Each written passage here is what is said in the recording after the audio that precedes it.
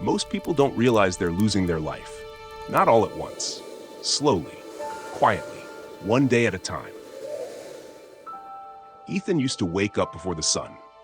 Not because he loved mornings, but because life demanded it. Alarm, shower, coffee that never tasted good. Every day. Traffic was always loud. His mind was always tired. It felt like the whole world was running, but nobody knew where they were going. Work started early and somehow ended late. Emails, deadlines, pressure. No one asked how he was doing. They only asked if the job was done. At lunch, he'd sit alone, scrolling his phone, watching other people live. Vacations, smiles, success. And he'd think, when did life move so fast without me? He wasn't lazy. He worked harder than most people. But somehow, he was always tired, always behind, always stressed. Years passed like this. Not bad enough to quit, not good enough to enjoy. Just surviving. One evening after work, rain started falling. Soft at first, then heavier. People ran for shelter. Everyone rushing again. And then Ethan saw something. A little boy standing in the rain, laughing, spinning in circles, letting the water soak his clothes. His mom yelling from far away to come back inside. But the boy didn't care. He was happy, free, alive. Ethan stopped walking, rain falling on his face, and something inside him cracked. He couldn't remember the last time he laughed like that. And a thought hit him, soft at first, then loud. When did life become only about paying bills? When did I stop living and start just surviving? He stood there in the rain, life moving fast, but for the first time in years, he was fully present. He realized something painful. Life hadn't taken his happiness.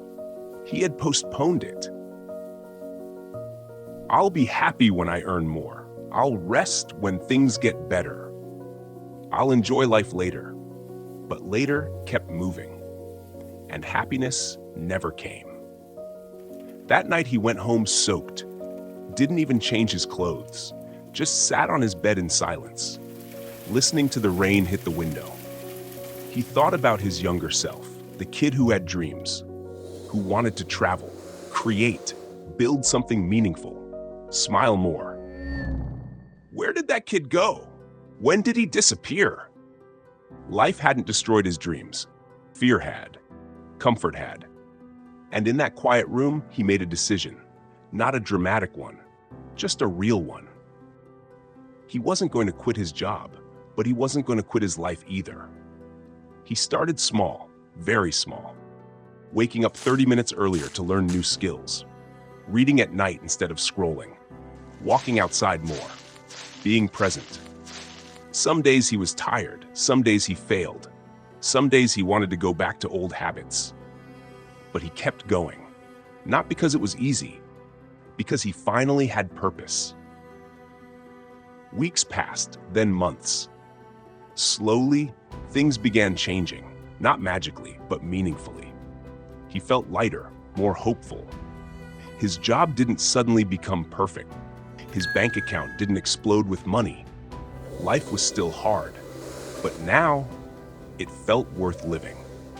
He started smiling again, laughing again, dreaming again. And one evening, almost a year later, it rained again. Same street, same sound. This time, Ethan didn't rush. He walked slowly, feeling the drops on his face, looking around, alive in the moment. And he smiled because he understood something deep. Life isn't about waiting for perfect conditions. It's about creating meaning in imperfect ones. Happiness doesn't come after success. Happiness is what gives you strength to succeed. Most people don't fail in life. They just forget to live it.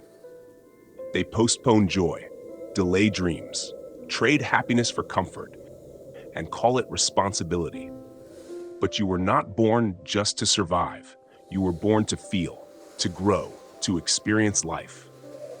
So if you're listening right now and you feel tired, hear this. You don't need a new life. You need a new direction. Start small, but start today. Dream again. Live again. Because life is happening right now. Not someday, not later. Now.